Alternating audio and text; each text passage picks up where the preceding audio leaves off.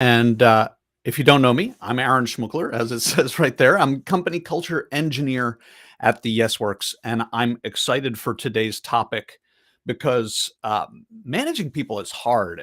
I'm sure if you manage people, I don't need to tell you that. People I think are some of the best. They're maybe the best thing about work is that we get to work with, for, to serve people. And the truth is that people are also just about the hardest thing about work because we are subtle creatures. We can be very unpredictable at times. And, it's not stimulus response in a linear fashion in the same way that machines are. So managing people is hard. Today, always I want to make managing people easier for you. And today, in particular, I want to look through 5 ways to address defensiveness to help make you a more effective manager and to make the practice of managing people easier for you. So let's get right into it, shall we?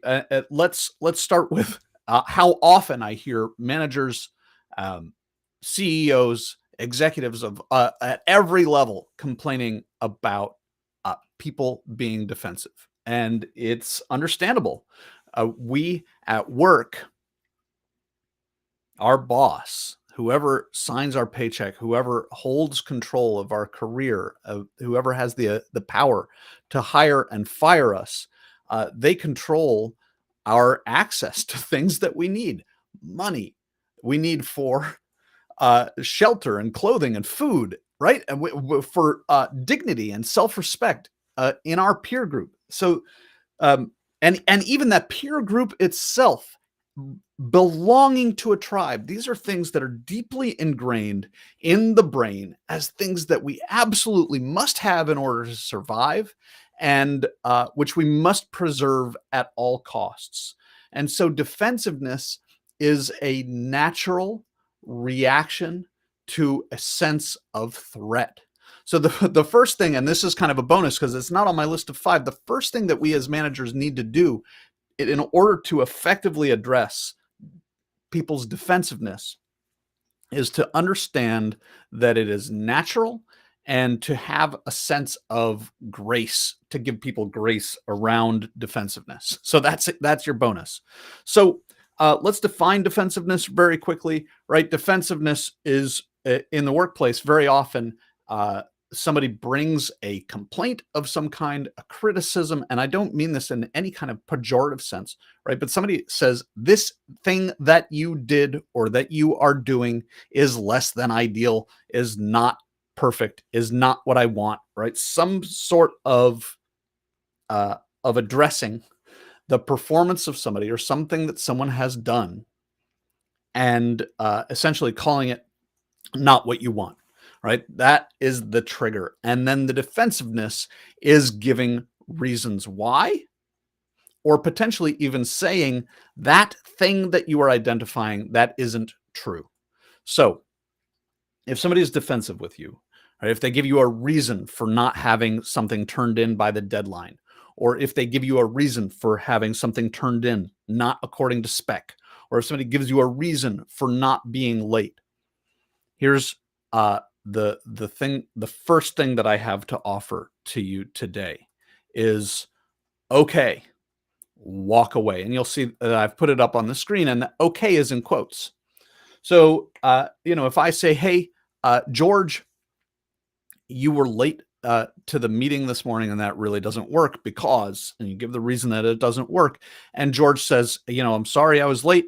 I was late because I didn't have enough gas in my car. I was late because there was traffic on the freeway. All right. My first bit of guidance, the first suggestion is to say, okay, and walk away. Now, by saying okay and walking away, you're not necessarily making it okay that George was late. Instead, you're simply not engaging in an argument. You're not getting engaged. You're not biting the hook in order to be drawn in to some sort of power struggle. I'm not suggesting that it is okay. Whatever it is that George is being defensive about, I'm not saying that it's okay. I'm saying that you say okay and you walk away. So I've already named that stops the argument. It creates an environment in which there's no opportunity to get into an argument. And if George has any kind of self-awareness at all, very likely George is going to be saying to himself some of the things that you might have said in argument against his defense. So you come out ahead simply by not arguing, because George is likely to start to tell himself some of the things that you would have told him. I'm also not, in saying, okay, walk away, saying that I won't bring it up again. So if George is late in a future event, to say, George, I noticed you were late again. Here's the cost to when you're late, we waste time, et cetera, right? All the reasons, or at least a couple of the reasons that being late is counterproductive, destructive. And if George is defensive again, then you can say, okay, and walk away. So if George is defensive a third time, then it might be time for some new feedback. That feedback might be about the fact that when you bring up this lateness, and especially if it's a pattern and something that's frequent, right? When you bring up this lateness, he has reasons, and give him feedback about that. So my first bit of guidance, the first tip for dealing effectively with defensiveness is to say, okay, and to walk away in order to prevent yourself from being drawn into the power struggle, being drawn into the argument. Second thing that I have to offer here is to follow the get out of my head rule. And this is actually something that you can use to prevent defensiveness in the first place. So what do I mean by the get out of my head rule? Well, the get out of my head rule suggests that you not, as part of your conversation with anybody, especially somebody who reports to you, that you not say anything that would require you to be psychic in order to know it for sure, right? So if we go back again to George's late to meetings, then to say, George, look, I don't know why you don't care enough to come on time. Well, you don't care enough to come on time. George's caring actually lives in his head. That's not something that you know for certain, that he doesn't care enough. You don't know why it is that George hasn't found the motivation or the reason or the techniques that are required to come to the meeting on time. All you know is that George hasn't come to the meeting on time. So stay clear of anything that has to do with their own thought process. I don't know why you think it's okay to come to the meeting on time. There's another thing that violates the get out of my head rule. George, I don't like your attitude, right? George's attitude lives inside George's head, so that violates the get out of my head rule. So let me ask you for a moment here, conduct a little thought experiment with me.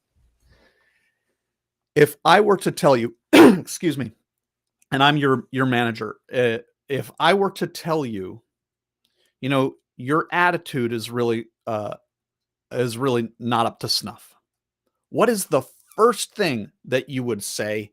Or maybe you wouldn't say it, but think. If I were to tell you, I don't like the way you're thinking about this. Or if I were to tell you, you're just not motivated enough. What is the first thing that is going to happen in your mind? Well, if you're like most people, the first thing is to say, yes, it is, right? My attitude is fine. There's nothing wrong with my attitude. So the first response that people generally have when you violate the get out of my head rule is to be defensive, because how dare you tell me what I'm doing, what I'm thinking, or what my attitude is? So what would you do then instead? If I'm going to take away one of the easiest kind of knee-jerk tools that we have to tell people about what we're unsatisfied with. And by the way, I am a major violator of the get out of my head rule. It's really a discipline for me. It takes work and attention for me to follow this rule. So what do you do instead? Instead, you observe specifically the behavior, what people do, what people say, how they say it, how they do it, not what is happening in their own thoughts and mind, attitudes and emotions. That's not something that you have actual direct access to. And so it's not something that is fruitful to give people input or feedback on. So moving on to number 3. There's a wonderful author and leadership guru named Cy Wakeman, and I think it's in Cy Wakeman's book No Ego. She suggests the question, and I really like this one: what would greatness look like right now? So again, we're going back because it's such an easy example to use. We're going back to George is late for a meeting. George, hey, I noticed you were late to the meeting by 5 minutes today, and that's really problematic for the following reasons. And Bond, you've put a comment. You've made a comment that I am afraid I don't understand, so I can't respond to it. But so George has said, you've said to George, you're late and it has the following costs. We waste time. People are frustrated. We either leave you out of what's happened in the meeting so far, so we don't waste everybody else's time, or we don't get the best input from you because you weren't here to learn what we learned in the first 5 minutes of the meeting. And George says, oh, well, there's all this traffic and that's been really difficult. So Cy Wakeman's question: what would greatness look like right now? Wow, what an incredible question, because it really puts in their lap the obligation. And it's not actually something that you are obligating them to. It's the wonderful thing about asking people questions is that when you're asked a question, your brain automatically starts supplying answers, even if you don't want to answer that question. So it could be that George won't answer this question out loud. And like in the okay walk away from the first tip, George cannot help but start to supply for himself and for you some of the answers to this question: what would greatness look like right now? And so George starts to supply himself with the strategies, with the tactics that he might use in order to be on time for the meeting next time. And again, this is just being on time for a meeting is just an easy example. It could go just as well for if George is being defensive about being late for some other deliverable deadline, or if George has raised his voice to a colleague. And this is one where people are often defensive, right? I am mistreating my colleague because they did X, Y, or Z first. Well, George, tell me, if I take for granted that they did X, Y, and Z first, what would greatness look like right now from you? And George cannot help but start to supply in his own mind some of the answers to what would greatness look like right now. And George is very likely, more likely, to behave differently, to behave better the next time. So I think that's enough for right now about number 3, although of course I welcome your thoughts and questions in the comments, or if you want to get in touch with me and talk about this further. Moving on to number 4 for now, another question. And this question is like all the questions, right, designed to elicit from them their own thoughts, their own responses about how they could do better. And again, they may or may not answer out loud. They are certainly going to be answering this question in their own minds. So here it is.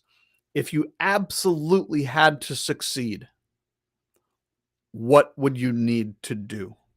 Right? If you absolutely had to be on time to this meeting, what would you do? If you absolutely had to maintain your composure and keep your cool, even while your colleague is doing X, Y, and Z, what would you have to do? What could you do in order to accomplish that if you absolutely had to succeed? And there are other ways of kind of creating that if you absolutely had to succeed idea, right? If there was $1,000,000 in it for you, or if somebody put a gun to your head, right? There are a number of ways of creating this if you absolutely had to succeed. Again, designed to require, to obligate their brain, simply because of the way our brains work, to supply for themselves the answer to what may be getting in their way, the answer, the retort, if you will, to their defensiveness. They're supplying their own retort if you implement a strategy like this. Now, number 5 is the most important thing on this list, right? Because I'm imagining right now that you may be saying in your mind, well, I've tried some of these things. I've done that. You know, you may be saying to yourself, this won't work because my people, right? There's somebody on my team who. That's why number 5 is the most important one. And so here we go. Number 5 is build strong relationships of trust. Now, this is not something that you do in the moment of defensiveness, obviously, right? It's something that you have to be doing all along. Because if you've got strong relationships of trust, then all of the other 4 tactics and techniques that we've talked about are more potent and less likely to create kind of a negative reaction, the opposite of the reaction that you're looking for. You've got to build strong relationships of trust so that your people know that when you come to them with these responses, that you are doing so as an ally, not as an adversary. You've got to create yourself in their minds and in their experience as a strong ally to their intentions, to their goals, to their aspirations and desires. If you are a strong ally who really values them, and you've been building that strong relationship of trust for the days, weeks, months, years, however long this relationship has existed, then you've got money in the bank with them. And so when you go to make a withdrawal, and addressing somebody's defensiveness is in some respects a withdrawal from that bank account of trust, then there's plenty of money in the bank in order to make that withdrawal and still have a healthy balance in that account, so that they're willing and ready to accept your input or to accept your response to their defensiveness. So one of probably the most powerful tool that a manager can use, and I really strongly suggest that every manager in the world use this tool. It is the weekly one-on-one half-an-hour meeting with every single direct report, every single person who reports to you.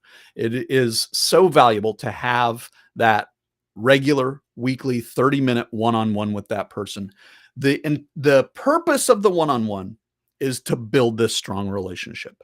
A side effect of the one-on-one is learning about what's going on with Project X, how things are coming with client Y or with prospect Z.